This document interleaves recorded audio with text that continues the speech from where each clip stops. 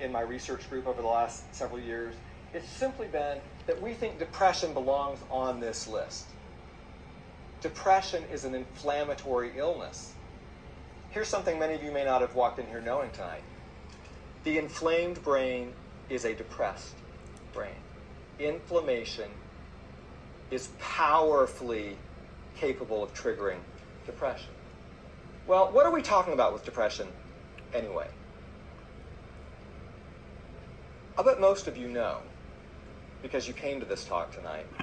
But I'll bet many of you also know somebody who has a completely wrong idea of what we mean when we're talking about depressive illness, when we're talking about clinical depression. So what's the misunderstanding? What would people misunderstand if they heard someone say, I'm battling depression? Yeah, many of my patients have been told exactly that. Get over it. Oh, yeah, this is your personality. You're just a slacker. This is just something under your control. Say that again. Okay. Might be part of your a trait of personality that you inherited, but not something terribly serious. What does depression mean as the term is used in everyday conversation? Not among us clinicians, not among treatment providers, but in everyday. If you heard somebody at Costco say sadness, exactly right? How long does it last? At most, maybe less, right? In other words, and what is it in reaction to? The slings and arrows of outrageous fortune? In other words, the human condition? In other words, if you live long enough, you can take it to the bank. At some point, we will all be sad. Right? At some point, we will all be sad. It's kind of a sad thought. At some point, we will all be happy as well, hopefully before we leave tonight. That sadness is not what we clinicians mean by the term depression. And unfortunately, I believe, and maybe some of you can help me with this, I believe one of our biggest jobs, one of my biggest tasks as a depression researcher is helping the field come up with a better word for this illness.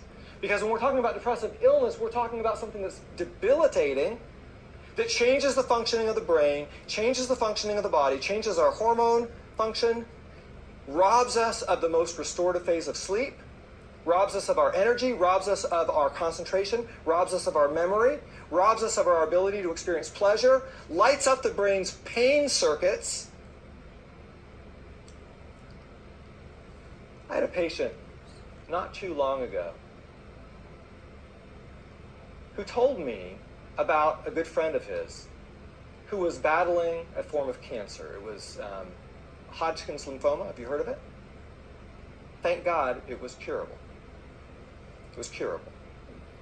So his friend is going through chemo for Hodgkin's. And it was brutal. He's going through chemo. And his hair falls out. Have you ever known somebody going through chemo? Hair falls out, he's nauseated, he's throwing up all the time. He feels like hell. He feels like he's going to die. But he knows he's getting better. Okay? Now, while he's going through chemo, all of his friends and acquaintances and loved ones rally around him. And they're all like, oh, you're so brave, you poor guy, this is so hard. We're here for you, buddy, hang in there. People are saying, hang in there, we're here for you. Nobody says snap out of it. Nobody says get over it. See where I'm going with this? This friend who was fighting Hodgkin's lymphoma, who had cancer, who was going through chemo, 5 years earlier had battled an episode of clinical depression. And so he tells my patient, guess what? Cancer is a walk in the park compared to depression. Chemo is brutal, and yet I would take it any day of the week.